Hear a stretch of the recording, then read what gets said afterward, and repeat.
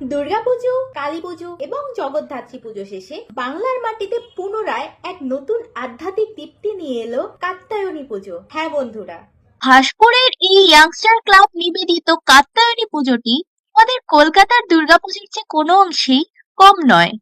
এখানকার প্যান্ডেল, ভিতরের সাজসজ্জা এবং কাত্যায়নী মা আবার যেন সেই পুজোর ভাইবটি নিয়ে এলো ইভেন ডিসেম্বরে এসেও। এখানেও আয়োজন করা হয় বিভিন্ন মেলার, কিন্তু সবচেয়ে সারপ্রাইজিং ব্যাপারটি হলো এখানকার মেলাগুলোর টিকিট মূল্য শুরু হয় মাত্র 30 টাকা থেকে। এছাড়াও এই মেলাটিতে তোমরা পেয়ে যাবে পাপড়ি চাট, স্প্রিং পটেটো এবং আরো অন্যান্য মুখরোচক খাবার, যেগুলো খেতে জাস্ট অসাধারণ। প্রত্যেকটা আইটেমই 20 টাকা থেকে শুরু।